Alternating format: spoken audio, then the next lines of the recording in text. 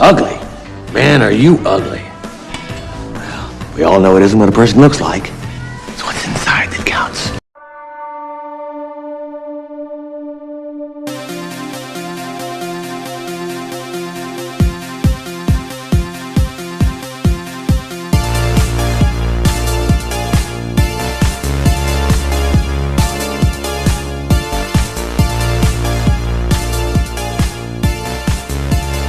I'm hearing some bad things about the new Supergirl.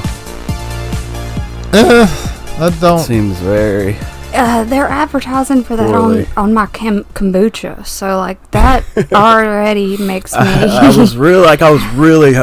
had high hopes, and I was like really trying to give it a chance. I'm still gonna. It's cool to see Lobo. But it is, but from what I hear, it's gratuitous and unnecessary for the film. Do you see his dick? He just shows up in the movie because they had to put him in there somewhere. Yeah. They had to introduce his character to the universe so he can have his own movie. It does seem like kind of an odd choice when you're starting to build a universe to like immediately go interstellar. Well, I mean, DC has always been but that's Superman. something you kind of build to. It's not like, you know what I mean? Well, they've been building to it. Well, they haven't made a This Batman is a new movie yet, thing, but there's been though, plenty of Batman movies, that are down. But this is supposed to be the new universe. Yeah. I mean, I don't care. I don't really care. I wish I still did, kind of, because it would be cool to like talk about it with people. But I'm just like, I just really enjoyed that new Superman. I did, yes, I did enjoy that. I watched it. I'll watch a Superman or a Batman movie. Like, I prefer DC. Like, I'll watch either one of those, like, regardless. They got that Clayface movie coming out. That Clayface movie, look, because it's fucking Mike Flanagan doing it. He wrote the script for it. Mm-hmm. And Mike Flanagan knows his scary. If you haven't watched The Haunting of Hill House, have you watched that one? Or did you watch... I believe I did. Did you watch The Fall of the House of Usher? I didn't watch either of those. Did you watch Dr. Sleep? Mm-hmm. Okay, yeah, he directed Dr. Sleep. Okay. He knows how to handle Stephen King. He did Midnight Mass. If you guys haven't seen it, I watched it. Yeah, watch that, definitely. That show is brilliant. Mm-hmm. I definitely enjoyed it, but I feel like the whole time it's like... It's one of those things where, like, the characters in it don't know what vampires are, but you do. So it's like, it seems so obvious the whole time. You know, it's very obvious. Let's go with, like, the original myth that would be of the vampire. Because, like, the book, The Keep, does that as well. To where it's like, they don't use the V word, but... He's the vampire. I get it. It's just like in that, it kind of felt like that was the mystery of the thing. Yeah. Well, we'll get into our top 5 vampires into a little bit here. What'd you guys think of the new Evil Dead Burn trailer? I mean, it looks pretty sick. Yeah, the 2 different trailers look very different. Yeah, I think one's like the green band trailer, one's the red band. Something like that. That original one that was the teaser. Was just one tracking shot of a fight scene, and you don't know what's going on. You just see this girl kind of like crawling away, and then crazy shit's happening in the background. It's like all one shot. It's fucking like I think the action in that movie is going to be crazy. Yeah, it seemed like one of the previews had like a lot of like jump scares, you know. Yeah. So. Well, there's going to be plenty of those too. Yeah, but like in an action related way, like they're not just running; it's running and aha. Man, well, there hasn't been a bad Evil Dead movie to me. I can't think of even the remake I still like. It's not the best Evil Dead movie. It's maybe the worst Evil Dead movie, but it's not a bad Evil Dead movie. Agreed. So yeah, looking forward to get a straight up hard on for that. Looks like it's gonna be action. I enjoyed the last one, but I haven't went back to it. I haven't watched it again either. Yeah. I just remember Mommy's with the maggots now. Well, what's up, guys? Welcome to the Hog Care Horror Show. I'm your host, Tyler. I'm the Sproles. Friday. And today we're talking about Body Bags from 1993. This is a Showtime exclusive movie that was a backdoor pilot that never happened because they canceled it like during production. Cavalcade of cameos. Who's who in the horror world. Yeah. I can say that Carpenter is probably the worst part. I think. Oh, what? I think his acting is terrible. I love. He's just no Crypt Keeper. He's just no Crypt Keeper. He's I not. enjoyed No, he's it. not. Did you enjoy it? Yeah, I enjoyed it. I enjoyed it, I too. thought he was like the weakest acting. I thought of the directors that appear in this. Oh yeah, but he's hamming it up. He's having so much He fun. is really Yes. hamming it. Because you have to think about it in his career. He's just coming off of Memoirs of an Invisible Man. Which, have you seen that? Me neither. Because I hear it fucking sucks. It almost ended his career. And it was like a studio movie. He was miserable and like depressed, and they offered this to him. He said no, and until they bugged him a whole bunch, he was like, "All right." And then he just got up there, hated doing the makeup, but just hammed it up like the entire time. He's having fun. To me, it was I just agree. Dollar Store Crypt Keeper, but I didn't hate it. A Spirit Halloween Crypt Keeper, Again, like you said, I think he was having fun, and I had fun with it too. like the opening with him with the with the chainsaw, like that's just giving up. I don't know. That's great. But all right, we have our top 5 vampire movies that we'd like to get through because that's totally related to body bags. Way to keep it thematic.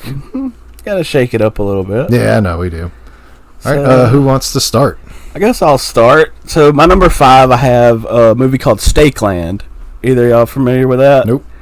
I don't know that if it's got any actual like actors in it that you would recognize. It's more of like a zombie movie, really, but it's like vampire based. Well, I mean, that's what like one of the original, or not one of the original, like the I Am Legend is like a vampire. They're vampires, Right? They're more than zombies. exactly. But It's one like of a those for zombie. sure. But it's basically this guy and like him taking care of this boy in this post-apocalyptic world where they hunt these zombie vampire things and like their teeth are like currency. Oh, that's cool. I like that concept. It's got a terrible sequel also, but who's I the enjoy lead in it? I don't. Who is this guy? Nick Demisi. Yeah, Nope. I don't know. He looks more familiar in the movie itself, but Yeah, no, nobody I recognize. But yeah, interesting. yeah, we'll definitely have to check that one out. All right. My number 5 is a little less serious. I chose The Little Vampire. I've never seen The Little Vampire. Is that like a Disney? It's a kids movie. Like, you should watch it with your family. Oh, okay. Is that the one with the kid from Stuart Little? Jonathan Lipnicki. Now I gotta look it up. Yeah, I know. Jonathan Lipnicki was Stuart Little? No, I think I'm getting him confused. Okay. No. Was he? I have Yeah, not seen that's the one Stuart I'm Little. thinking of, isn't it? Little Vampire. It's not the animated one. It's that one. Yeah. 2000. Yeah, I used to love this movie when I was a kid. I think I may have seen this. It's like they move into a new house or something. Yeah, Yes, that's Jonathan Lipnicki. I was right.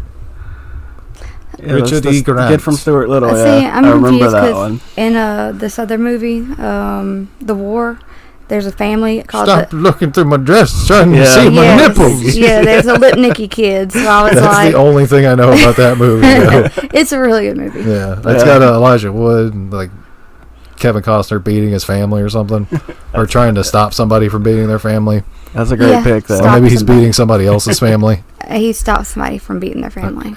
I just know that one line. And my favorite line is this black girl. She's like, I can lose weight, but you always be ugly.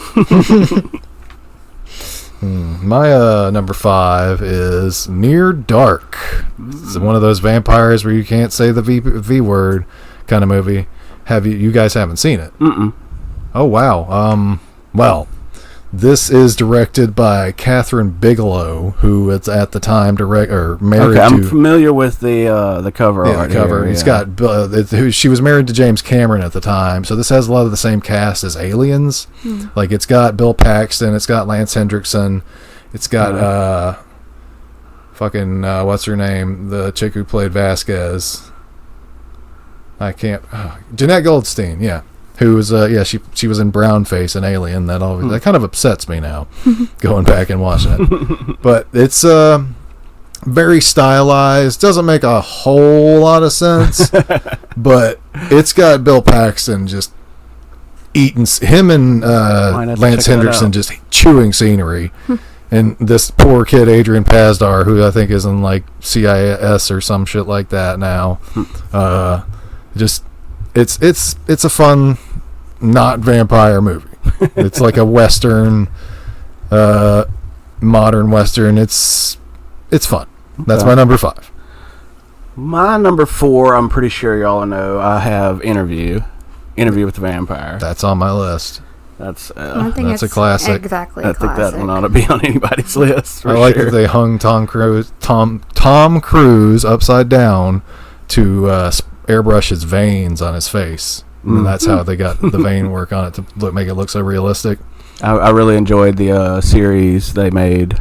I haven't watched AMC. Yeah, I didn't watch the whole thing, but the series was pretty engaging. It's pretty good. I hear the series is just like straight up Lestat and what's his name, or like, oh yeah, they don't beat around the bush. Okay. They're just a couple. They're a sassy gay couple now. They're a very sassy gay couple. Lestat, they have a new series they just started to put out that is like the Vampire Lestat. That's Queen of the Damned, and it's just him being a sassy bitch.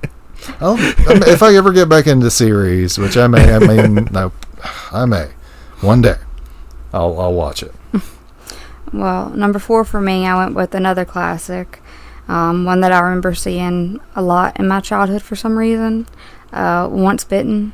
Mm-hmm. Once bitten, twice shy, baby. Isn't that Jim Carrey? Mm-hmm. Yeah, I remember that. Because every time I would watch it, I'd forget and be like, "Wait, is that the Pet Detective?" Very young, very very young Jim Carrey. All right, there's nothing that sticks out to me about that movie except for I know I've seen it. Couldn't tell you a thing about it. Thing about it. I mean, it's your number 4 though. It was repetition based. Okay. My number 4 is something I know everybody's seen. What We Do in the Shadows. Never seen it. What? Never seen it. I love the energy vampire. No, I'm talking about the movie. Never seen the movie. Okay, yeah, you're only no. familiar with. Holy shit, guys! Disappointment on my face. You should see that movie. What We Do in the Shadows is like one of the funniest, it's probably the funniest vampire movie. And that's going against Dracula Dead and Loving It, which is a lot of fun. I've seen bits and pieces of the series, but the series is good too, but the movie, I fucking love that movie so much. It's Taika Waititi just doing what he did before he became Marvel guy. So that and Hunt for the Wilder People are really good. Yeah, What We Do in the Shadows, number 4. All right, moving into the top 3. I've got Blade. Not really a fan. I think it's one of the greatest vampire movies ever made. Blade fucking rules. I have the novelization of it. It's probably still the best Marvel movie. That's, I'd go with that. That was like the Marvel Knights property, wasn't it? I feel like I was dragged through that. Really? What? I love all the Blade have movies. Fun watching the what's his other name? Dude, that's Donald Lowe getting his face rammed into a subway. Just the hubris of the character. I don't know. Well, some motherfuckers are always trying to ice skate uphill. You can't argue with that. Well, I will say my number 3 is kind of lame, but I still enjoyed it. Seen it several times. A lot of flaws, a lot of action. It's Daybreakers. I like Daybreakers. Okay, yeah. I think we're in the majority of people who actually like that movie, but yeah, I do like that movie. That's the people who did Undead. Okay. Those 2 directors, those brothers, which we covered on episode 4. Yeah, that movie gets a lot of hate, but yeah, I never really saw them. It's fun. Yeah. It's like this interesting little self-contained story. It doesn't try to really stick to anything else, or it has very little social commentary if it does. It's just it's a fun little sci-fi story. Yeah. Yeah, I think that's a good pick. My number 3 is Interview with a Vampire, of course. I said, that was on my list. That's fantastic movie. Epic. Brad Pitt, Tom Cruise, Kirsten Dunst complaining that she'll never grow up, going crazy, and then Lestat looking all fucking ghoulish because he eats rats and shit. Yeah, great movie. All right, my number 2, I had to throw in Thirst. I wanted to put that on my list. That's my notable mention. Yeah, that's number 6 for me. Is Thirst. Okay. God damn, that movie. It's good. up there for me. It just takes vampires in such a gross and different direction. That movie is like it makes blood disgusting, and like normally you would think blood would be disgusting, but the way it does blood in that movie is like, oh man, that's just too much. I couldn't put it in my top 5 because it's been so long since I'd seen it, but like it was definitely somewhere on the list. Mm-hmm. Yeah. For me, okay, my number 2 was 30 Days a Night. I remember reading that comic in one toilet sitting. Probably not good for the old bowels, but yeah, I enjoyed that. That's another one of those that gets a bad rap that I really do enjoy. That terrible sequel. Oh, sequel is trash. It's almost unwatchable. It's insanely bad. But yeah, I don't remember enough about the movie, but I think I did enjoy it. I like the concept of like the vampires taking over the Alaskan town that has. you just gotta enjoy. It's Hartnett. Josh Hartnett. Yeah. Josh Hartnett.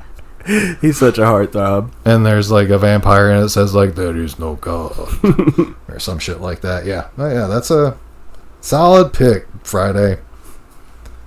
My number 2, of course, Salem's Lot. Okay. The 1979 version. Yeah. Not the 2004, definitely not the 2022.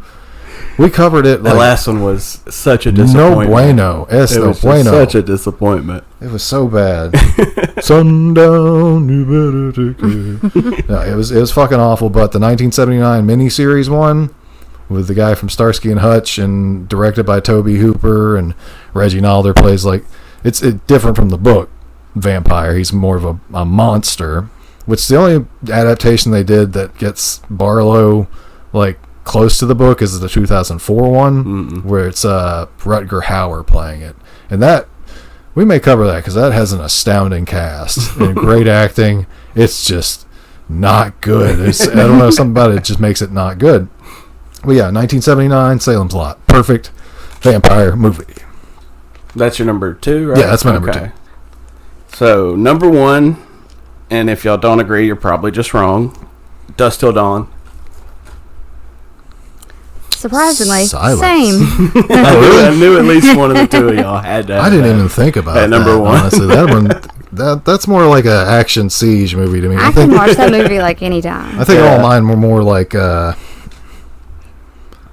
gothic and like more traditional like vampire, but maybe, but yeah, less just the cockroach monsters. Yeah. Did you ever watch the series of that? No. They change it. They're more like snake creatures, and they have like different like evolutions, like kind of like different like masters, I guess. Like you can get like anybody is a snake vampire, but then you can be like the cobra vampire or the viper vampire. Okay, that's ridiculous. It was. I enjoyed it. Well, okay, so that was your number 1 as well. Yeah, Friday. Yep. All right, my number 1 is Sue Me.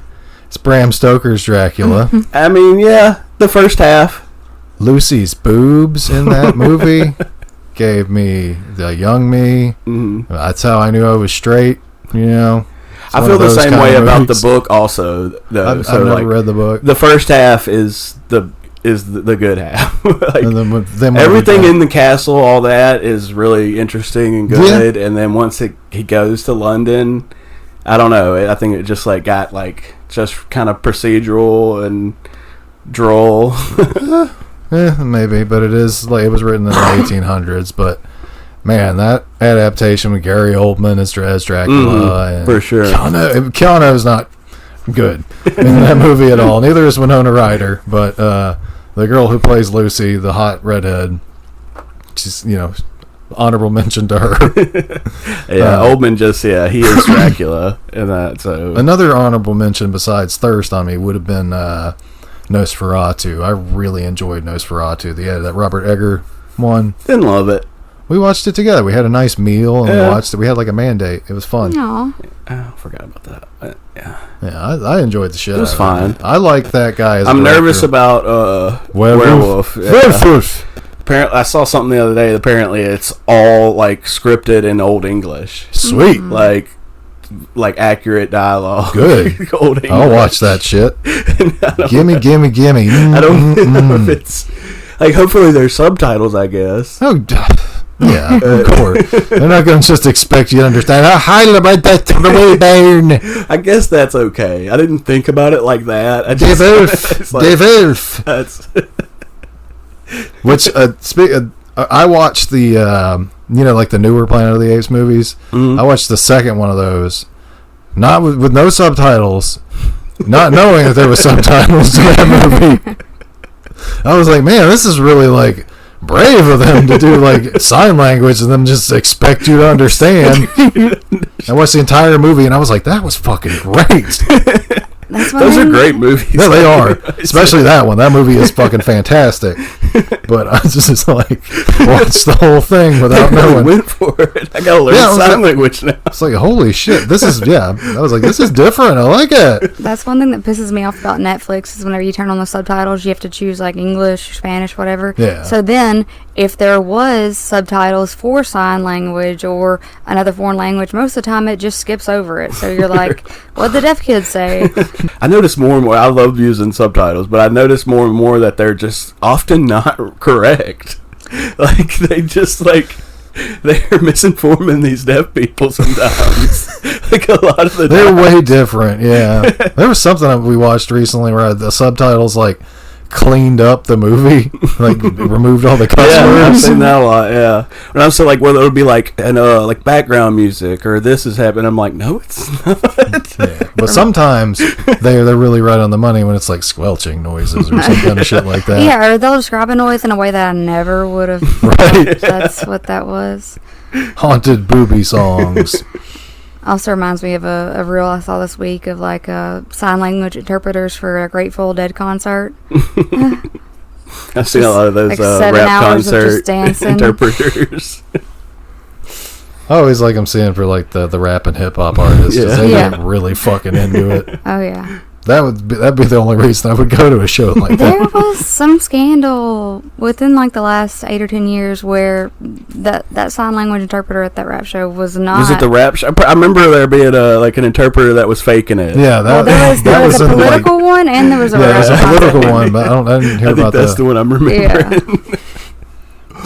What a ballsy move. Yeah, just I can't even say it because there are people out there that know that language. That's the thing.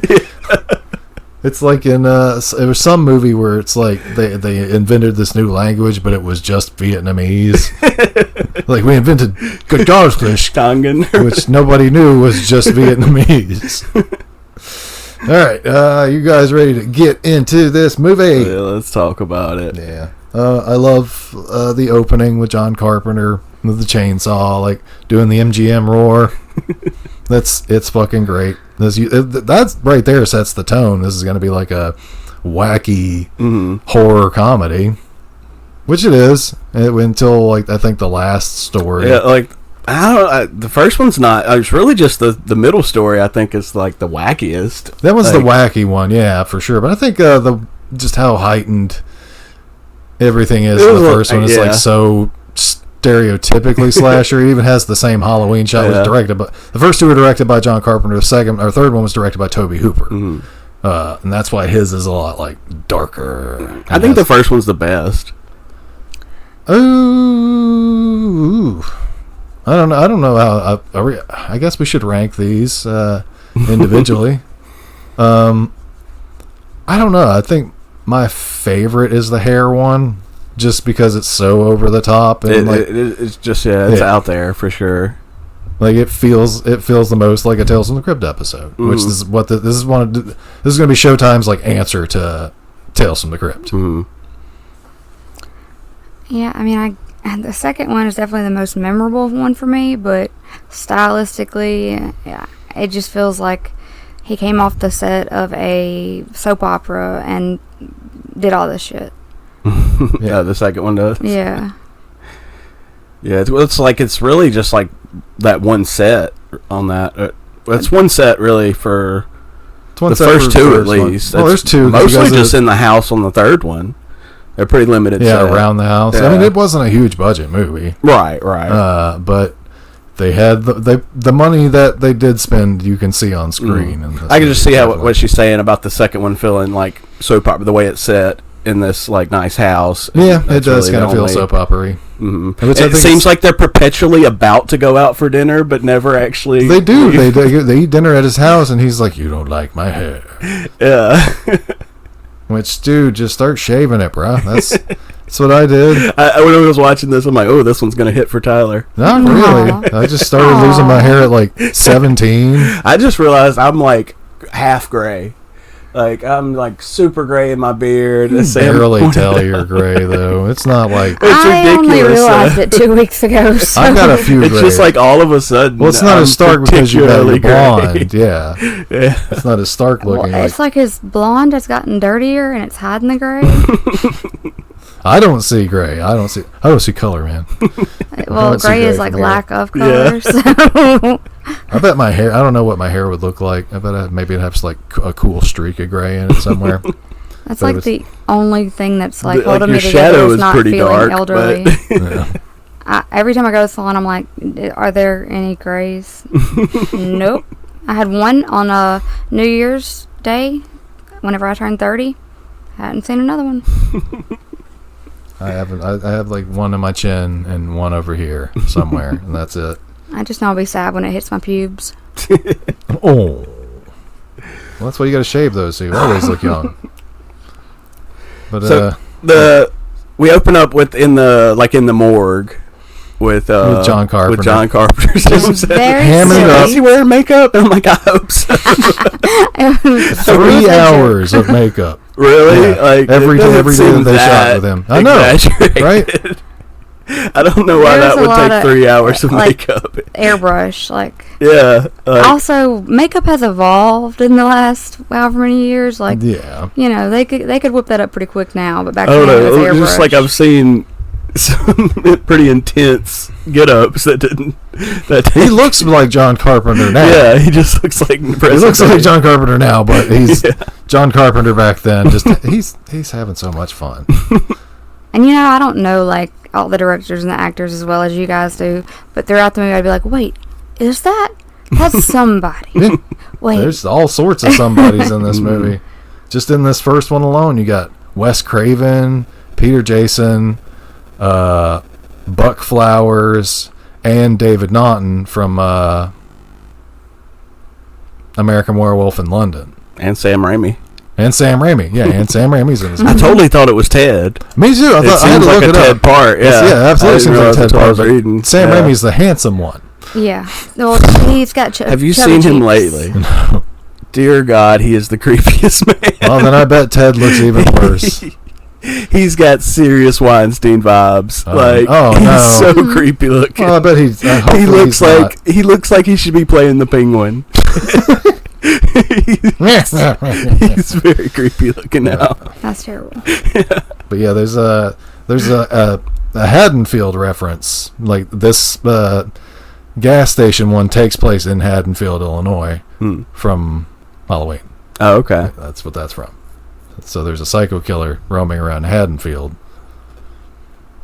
Don't know if he's wearing a mask. Right. It seems like it could be very much like at the same time, at least. Like the report they're hearing is actually about Michael Myers, but this guy just takes advantage. Yeah. Yeah. Then we see like she goes in, like the guy gives her like the whole rundown or anything. The guy that guy's from Revenge of the Nerds. Mm-hmm. Yeah, which he's the main nerd. Not a cool movie.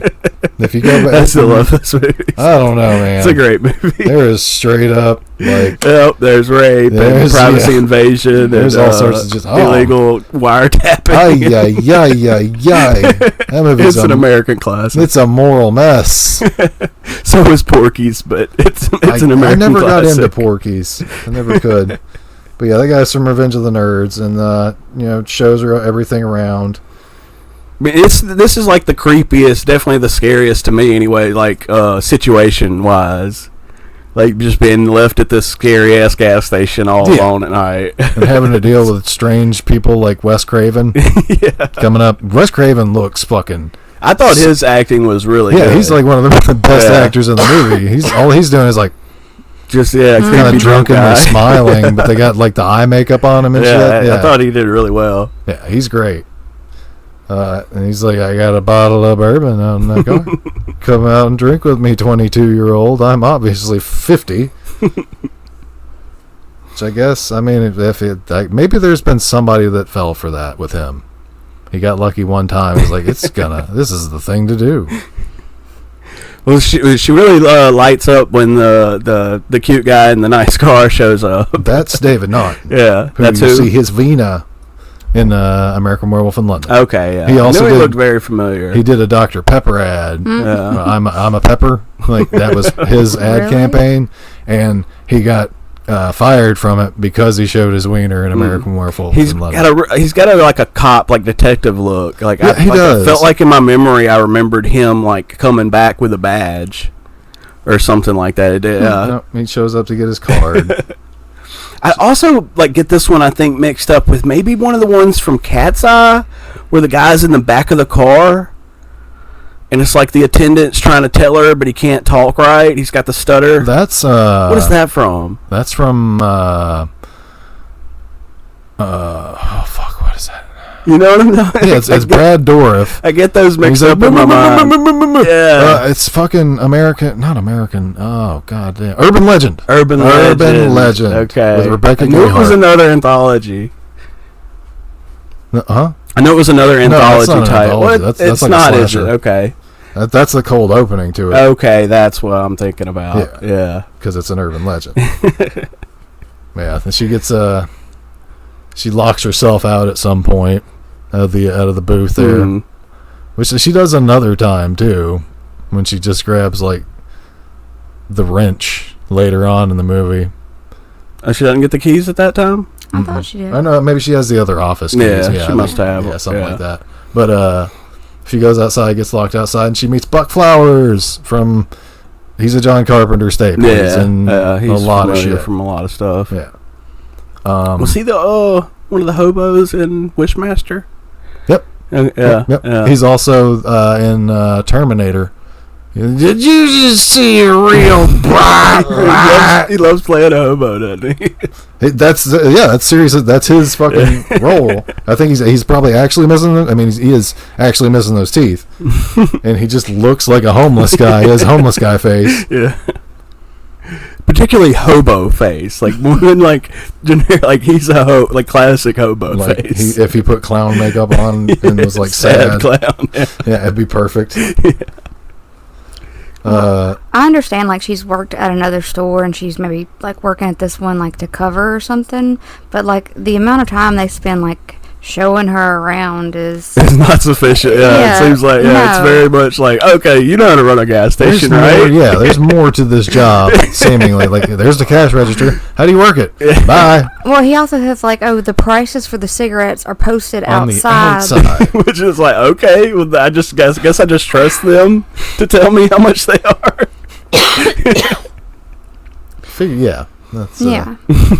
That's a bit silly. She like finally gets back in and gives Buck Flowers the restroom key, which why didn't he just piss on her booth or some shit? Well, he was trying to go to bed.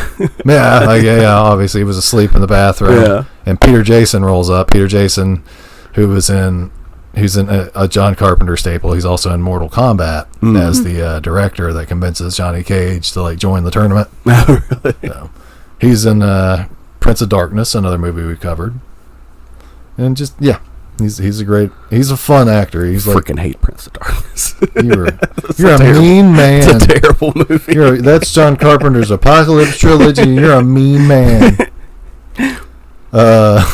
Peter Jason and like they're obviously kind of drunk, and he's like he wants to go to the bathroom, and she's like, "Can you do me a favor and go check on the drunk guy that just went in there?" And he was like, yeah, no problem. And then he says he comes back out and he says he had to piss over him. Yeah. I had to lean back and piss Which over I'm still like not sure if it actually happened. He was just because there's multiple stalls we see in this restroom. Good point. I don't know if he was just joking or not. Maybe he was laid in between the two. He's like double parked like an asshole. It was separate stalls. Yeah. There are 2 separate stalls in this bathroom.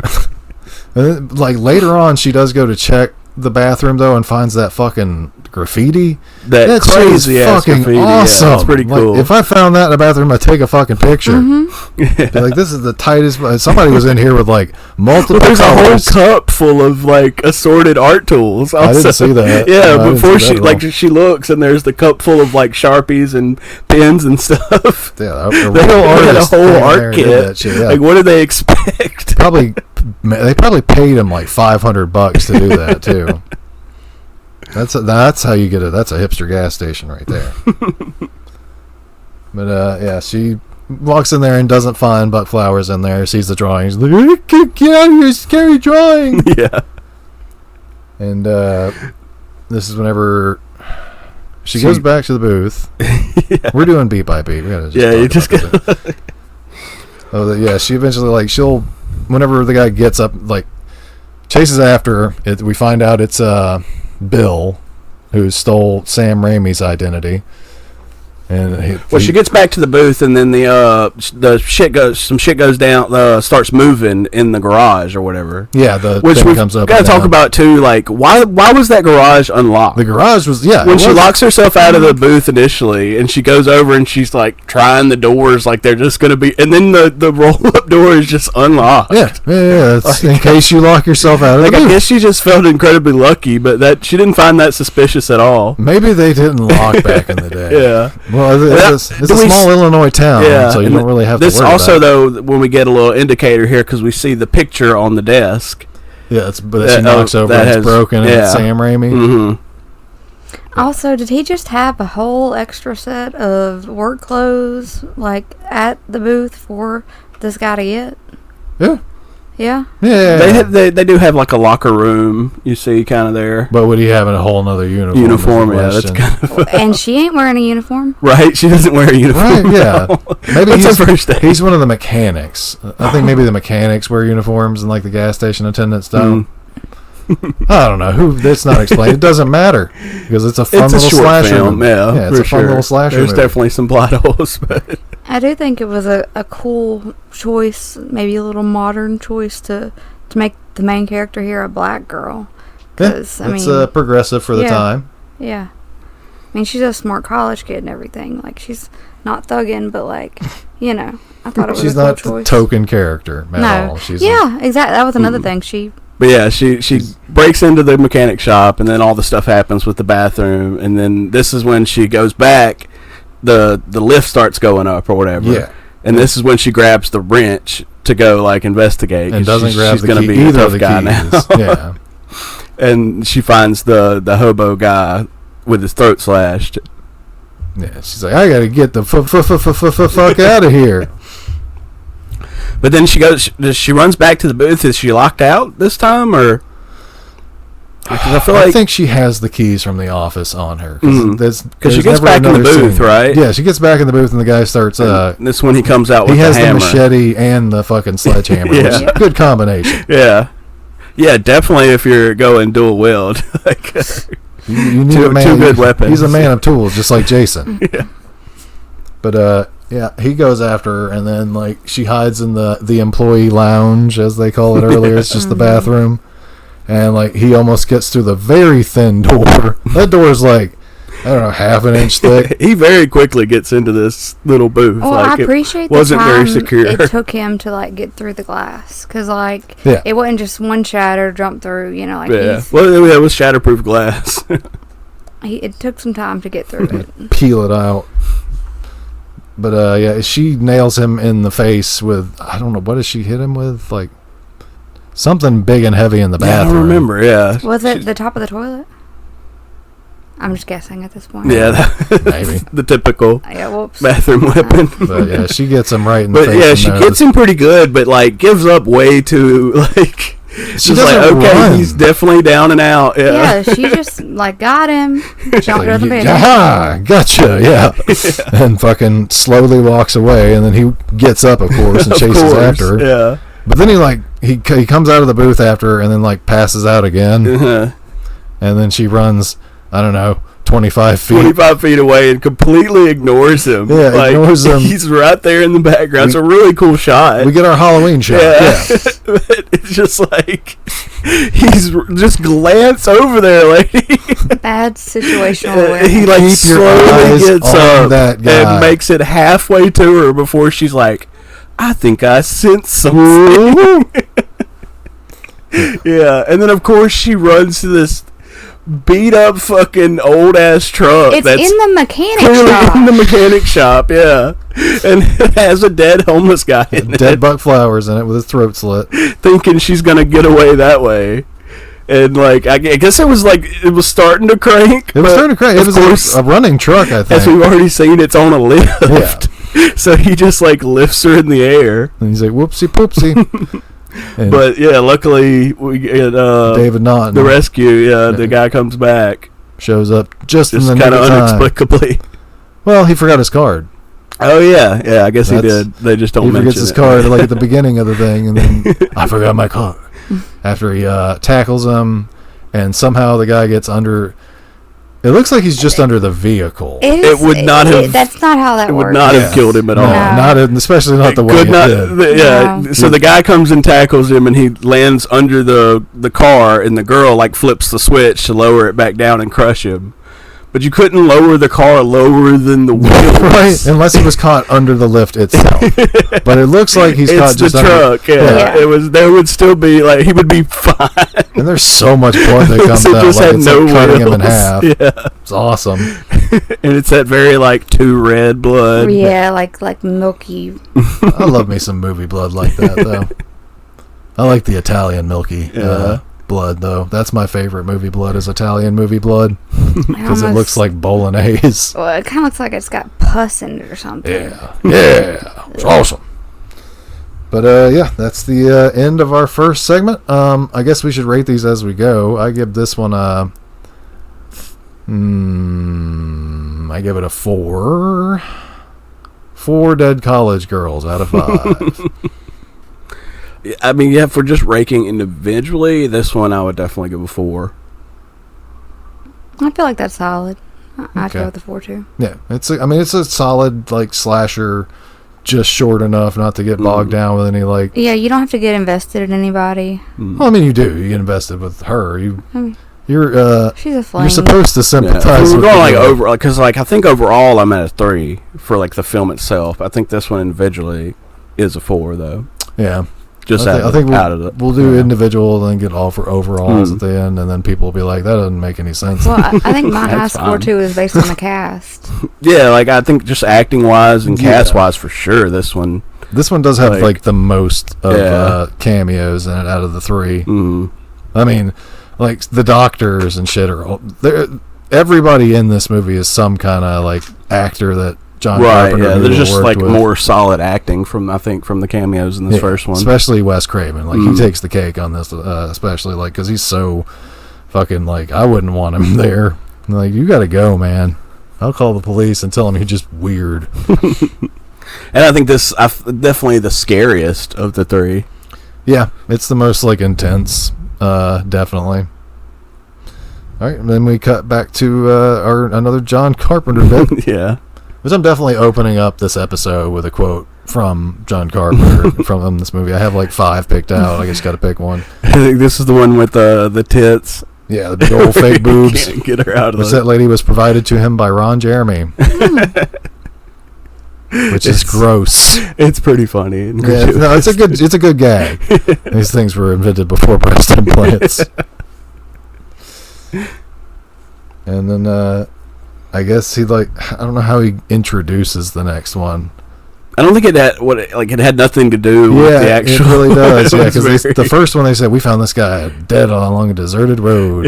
Yeah, he kind of relates it to the corpse, but then the next one. I think this is the bag that he pulls out. And it's like this used to be a human body. He just kind of puts it into the camera, and then it And doesn't have anything to do as with it hits the camera.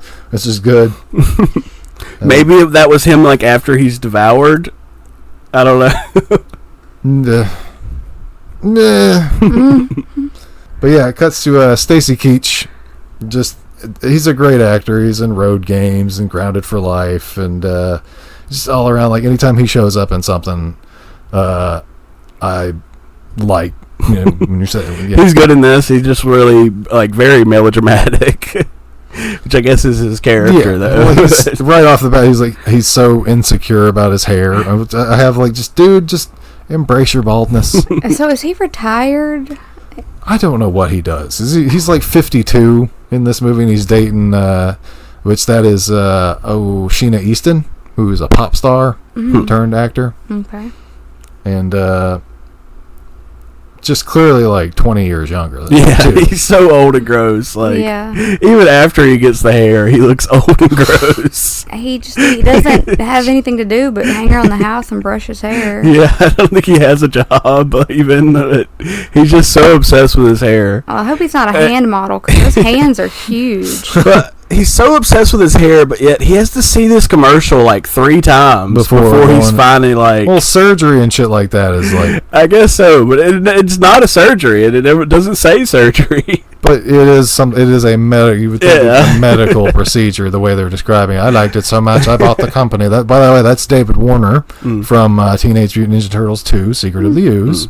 Is the hairdresser anybody? Like, he seems kind of familiar.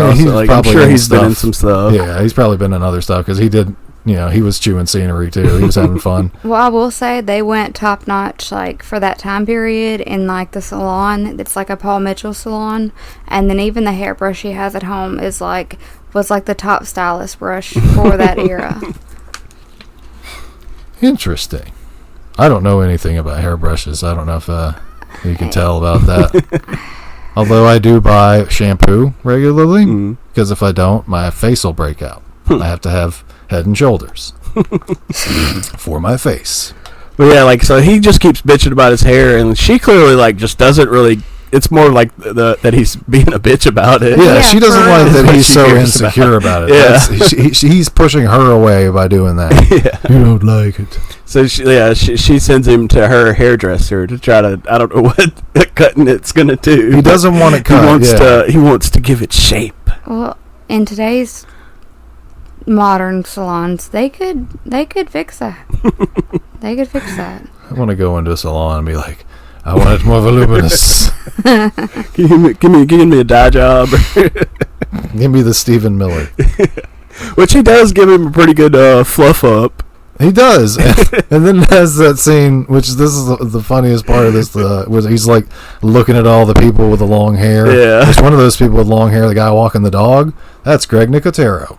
Okay. From okay. The second one, yeah. The one that's like, okay, like it's not exactly that's not the best hair. No, it's not the best hair, but it's long. It's Greg Nicotero. They show the first guy, and he's got this like really like nice, luscious hair, and Nicotero's kind of thin.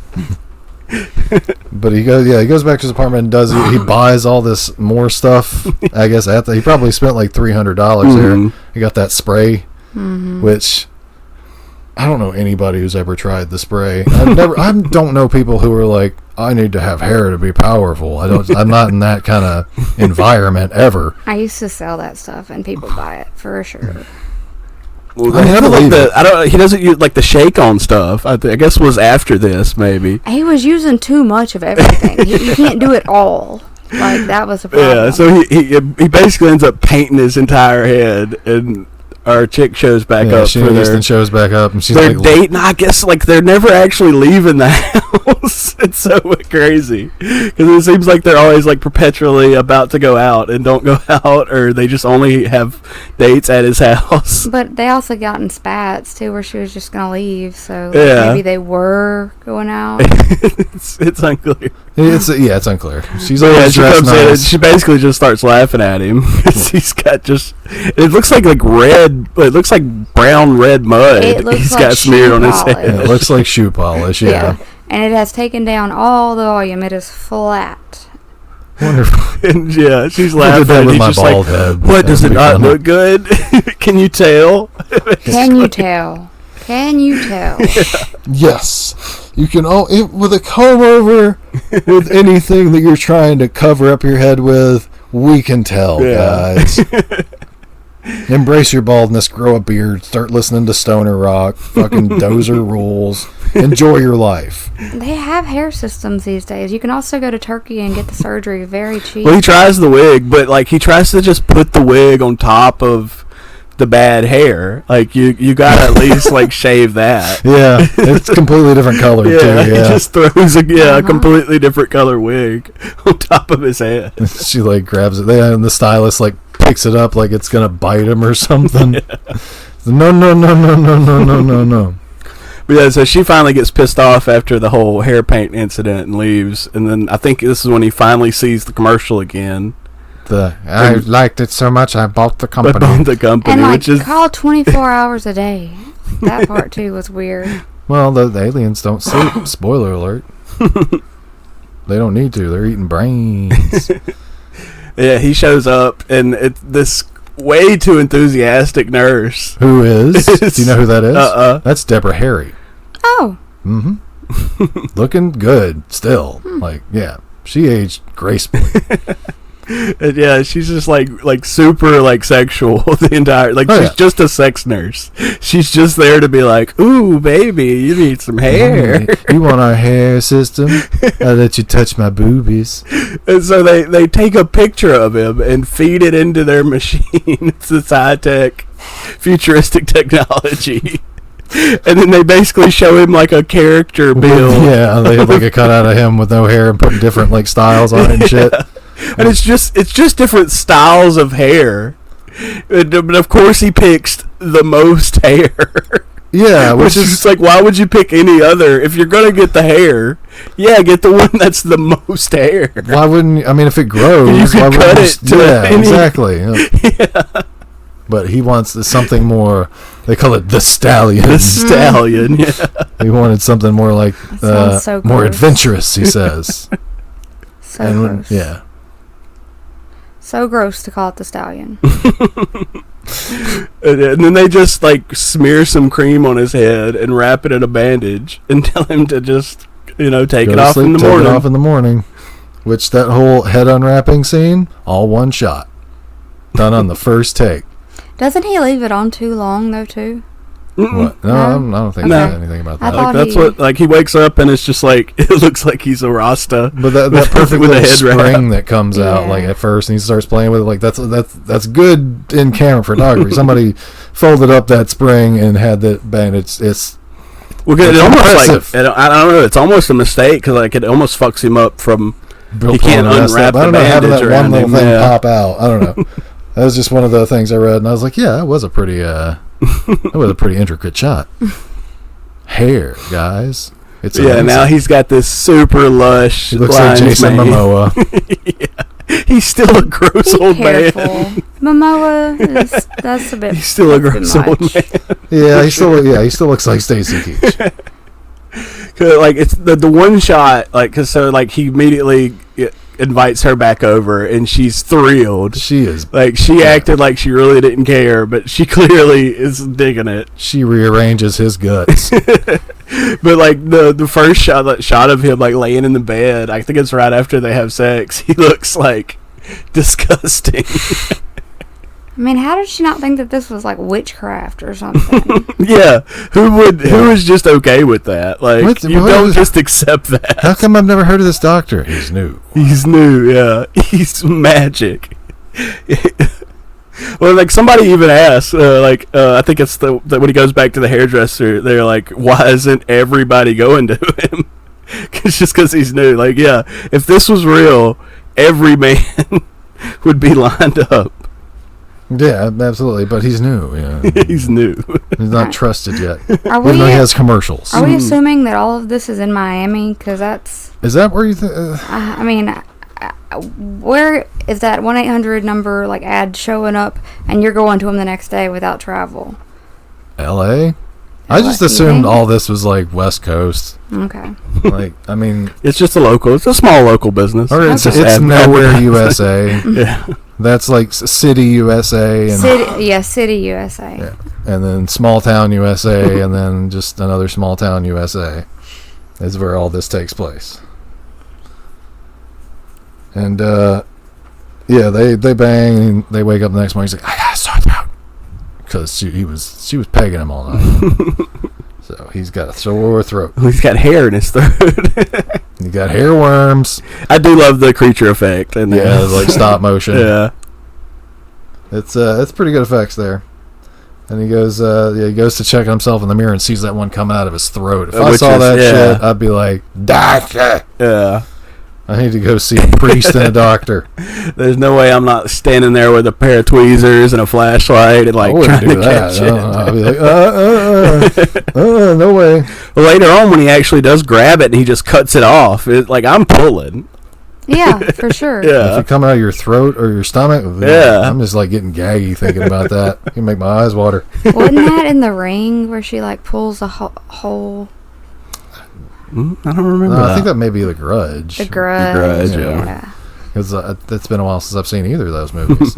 Since they came out, I believe. I don't think I liked The Grudge. The hairball, though, was disgusting. We got to cover Malignant, because I saw a clip from that movie, and it looks bonkers. That has nothing to do with anything we're talking about. You said Maleficent? No, Malignant. Yeah, Maleficent. That movie looks bonkers. Magnificent. Yeah, he tries to get it out, and then he goes to he just like passes out. Well, he's trying to find the doctor, I think. Yeah. Or he's trying to. He gets the. He goes to the phone book. Like, he's like, about to call, and then just kind of gives up. Well, it's weird. He goes to the phone. I was about to die. I was like, oh shit, I don't know the number. Then he pulls out the book. Yeah. And it's like and that, but then he just kind of passes out. And when he wakes up, he looks like those the Wolf brothers from Mexico. You remember that, like in the 90s? Yeah, well, not yet. He's not wolfed yet. He's just like it's like still there. It's like extra long. Well, he does have the facial hair, doesn't he? No, that's not till like he goes back to the hairstylist and all that. Remember, like he wakes up the first day and he's like, it's like down to his ass now. Yeah. And that's when he decides to go back to the hairdresser, and he's like, just like trim it up a little bit. Yeah, he has this, and he cuts a little bit off, and we see it crawling away, which like nobody noticed that in the salon, like when they were sweeping up or anything. I don't know if they like crawled immediately back to him or what, but yeah, I don't know. but that's then he goes home, and then he's like we see him like super sick now. Yeah. Laying in bed. He's got the hair aids. This is when the girl calls, and she's like convinced that he's just trying to ditch her. She won't believe that he's sick. And then this is when he finally he passes back out for like a really long time. He's out for like a day or so. And this is when he wakes up all wolf boyed out. Yeah, okay. This is when he's all wolf boyed out and like sweaty and just he's got the holes all over his face. It looks it's pretty gross. It's some cool body horror for sure. It's definitely it's great body horror, which I don't know if John Carpenter ever did. Well, there's kind of body horror in Prince of Darkness, that amazing movie. The best John Carpenter movie. And then he goes to the doctor, and it turns out they're aliens. And they've implanted like. Does he go to a doctor at all, or does he ends up just going back to see the? He goes back to see the guy. Yeah. What did you do to me? Mm-hmm. And he's like, oh, they're taking root. And he's just hatching.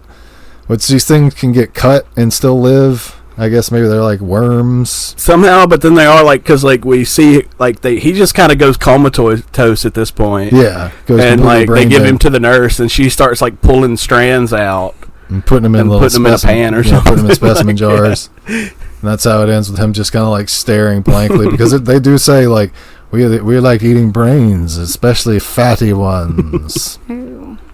Calling Stacy Keach a fathead. And that's how that one ends. This one, I get a 3. Yeah, I'm at 3 on this. 3 hair follicles. I would say a 2, just because I'm not invested in their relationship. You don't believe it? It's not believable for you. No. It's a May-December romance.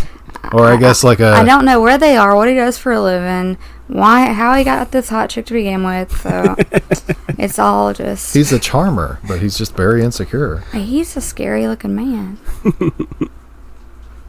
I mean, yeah, he's threatening looking, but he's Stacy Key. He's a man's man.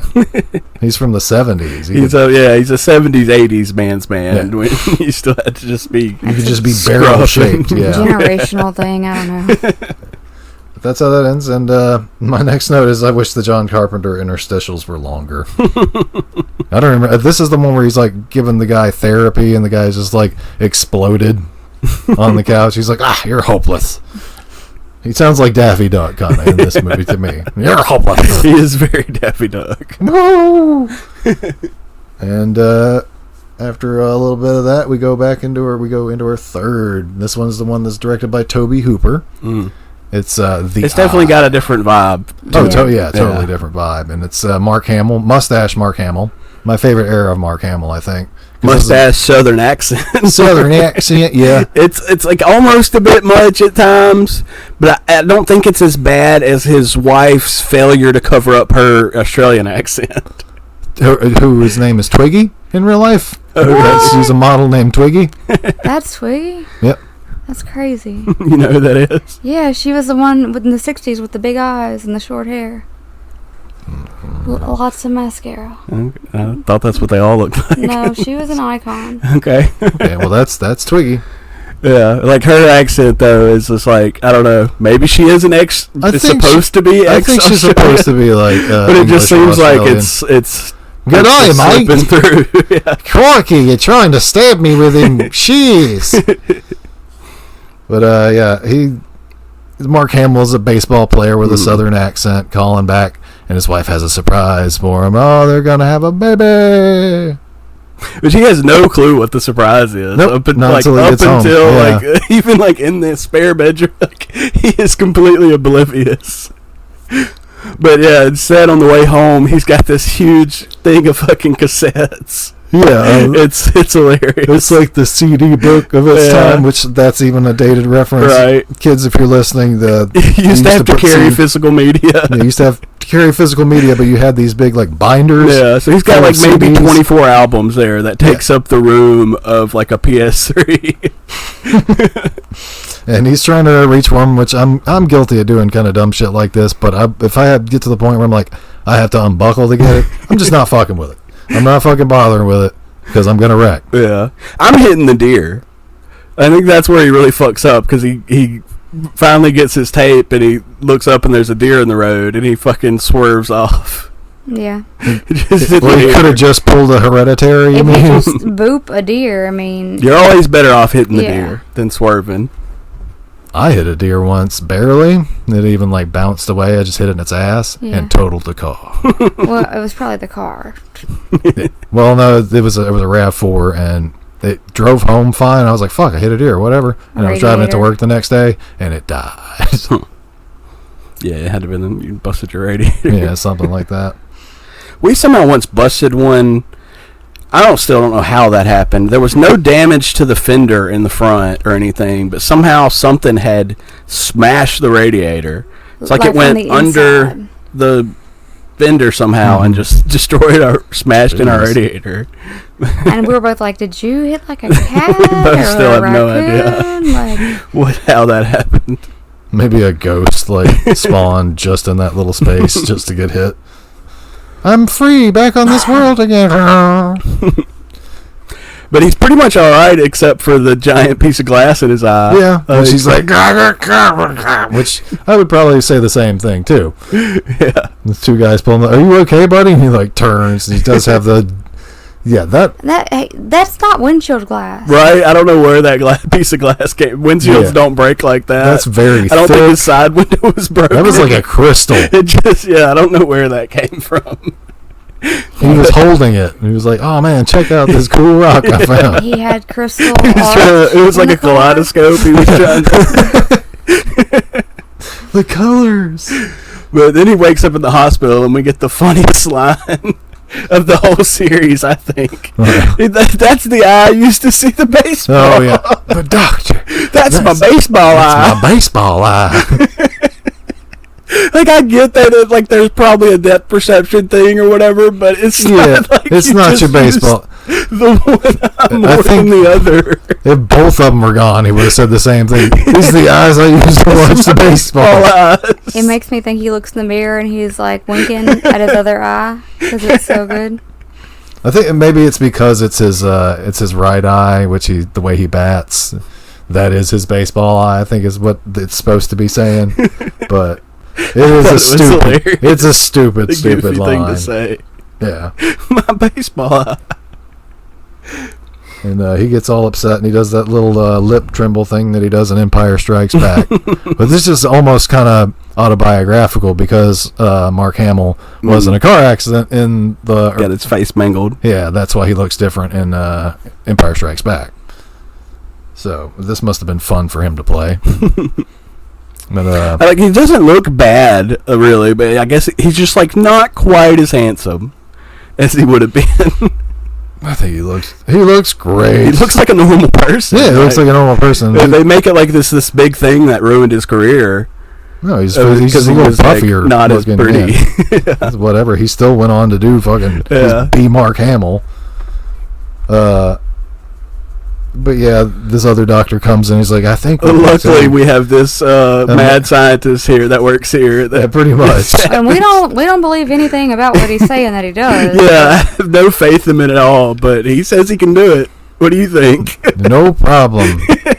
I just so happen to got a fresh eyeball. We can do it tomorrow. I'm a ghoul.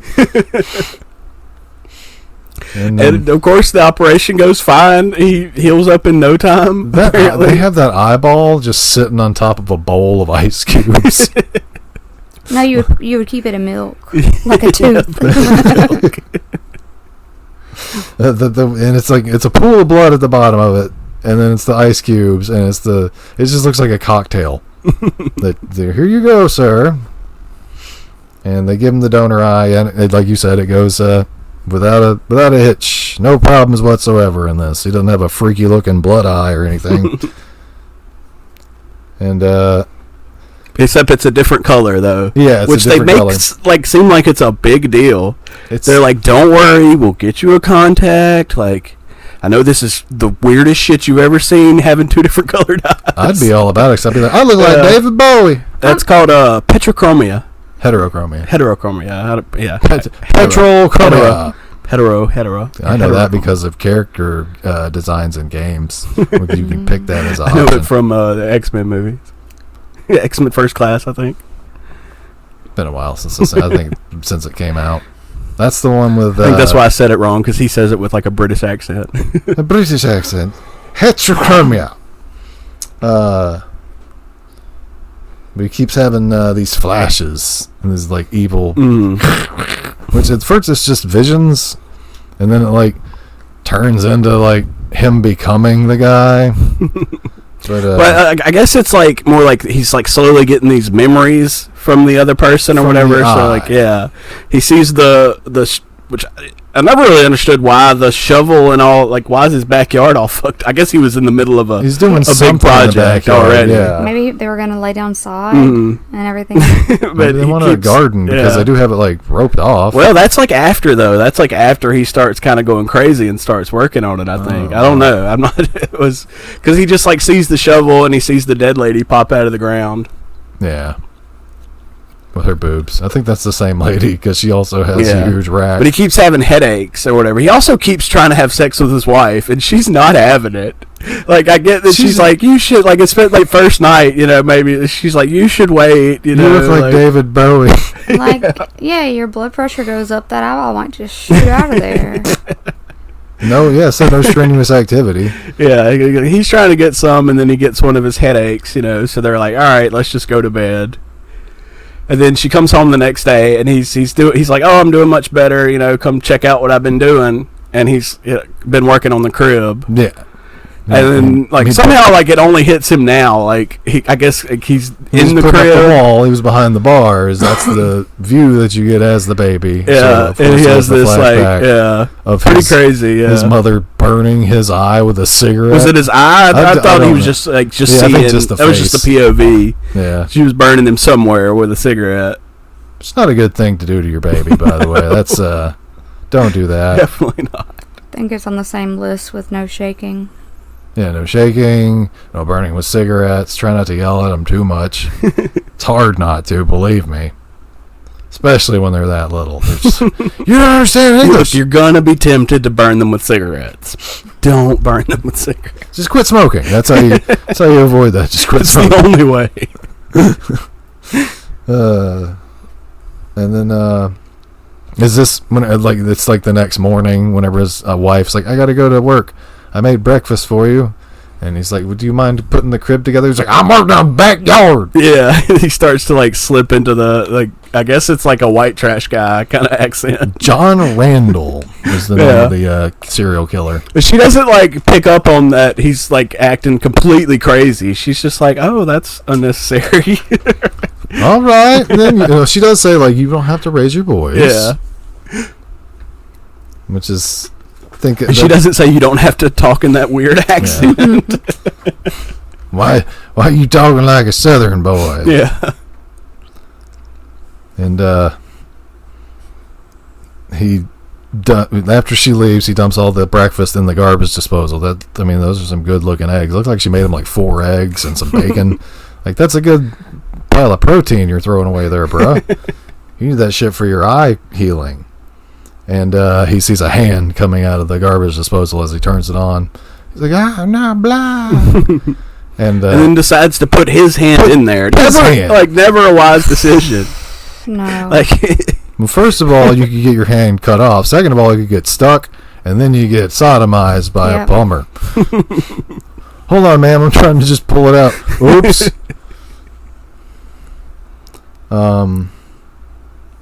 Then we cut to Mark Hamill just doing guy stuff, but in a manic way. He's just this is whenever he's like tying the. Oh yeah, he starts freaking out and like digging holes and shit. Well, he doesn't dig a hole until he starts digging the grave later. But he starts to dig and he like finds the body. That's right. Yeah, that's when he finds the feet and like yeah, and then I think this is when he finally like is like, okay, like what the fuck is going on, and decides to go back and for the doctor. He calls several times, I think, and was like having trouble getting a hold of him. Yeah, because he's kind of hiding from him now. It seems like it, yeah. And then he like shows back up at the hospital and like confronts him as he's going in. What'd you do to me? Whose eye is this? And he's like, why does it matter? But then we find out John Randall. Yeah, John Randall. It belongs to John Randall. He was executed.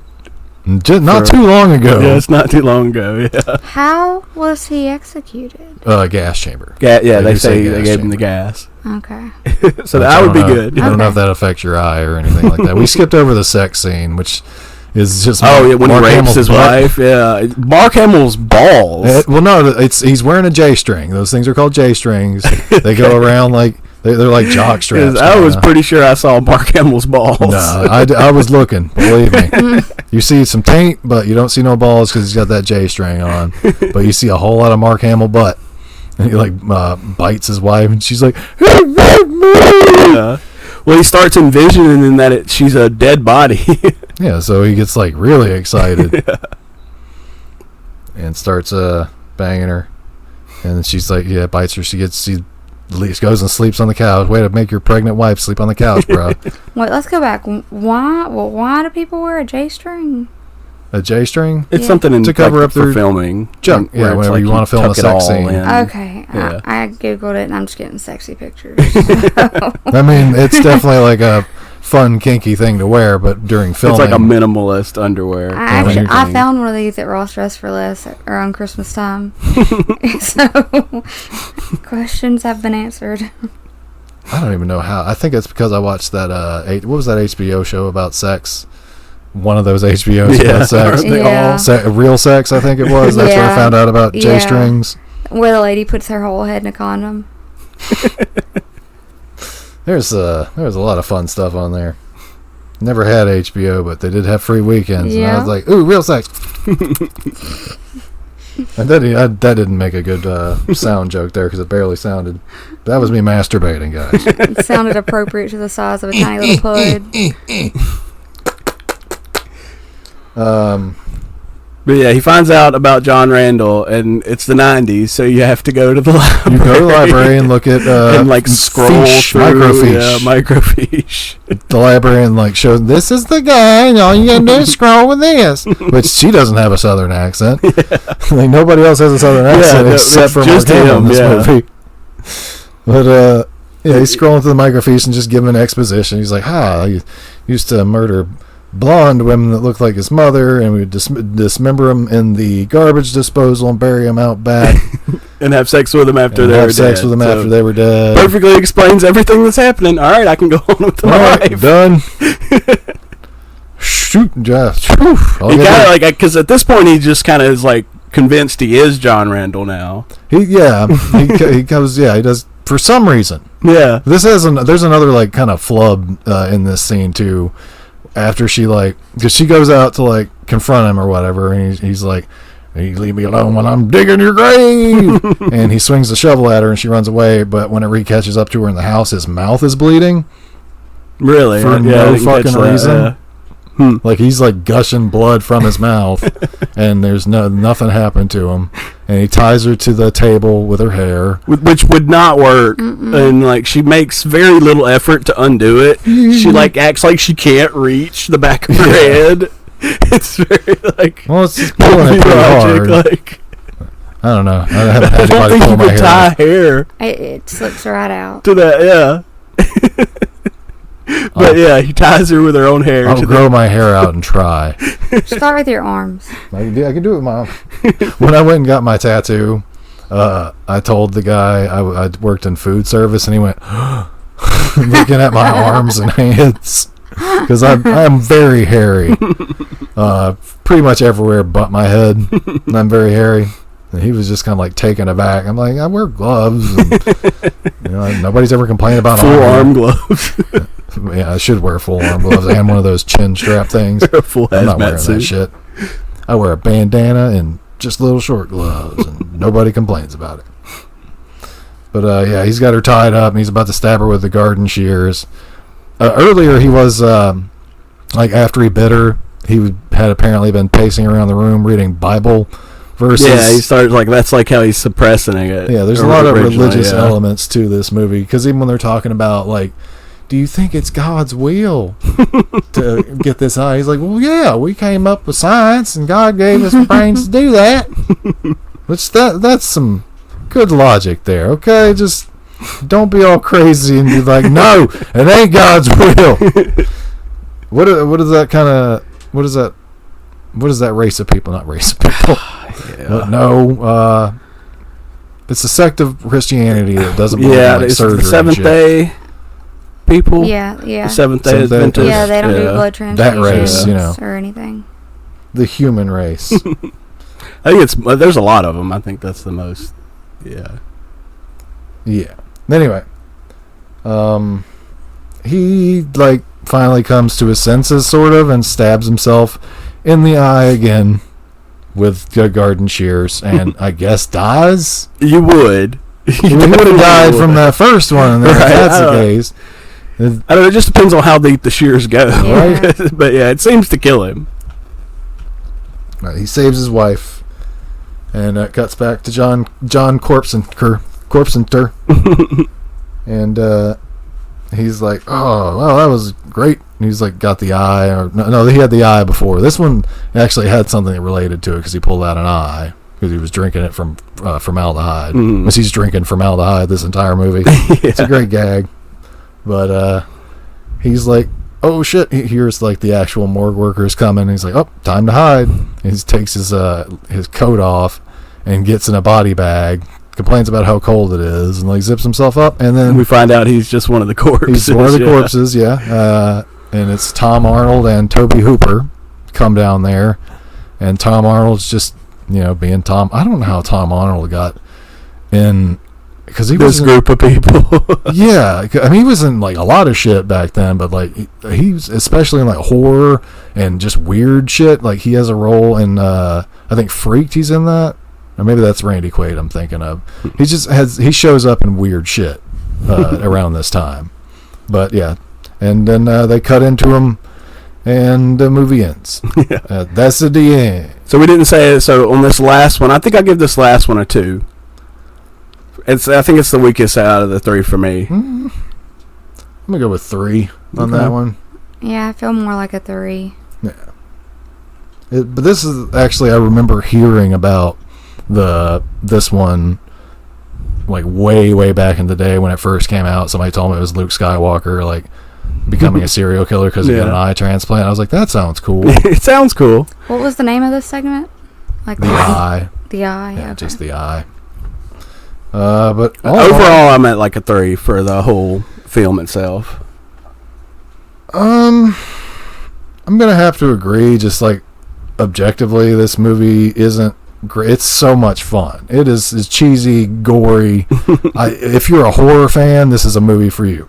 If you're a normal person, you're not listening to this podcast. So yeah, if you're a horror fan, definitely I give it a 3. It's fun.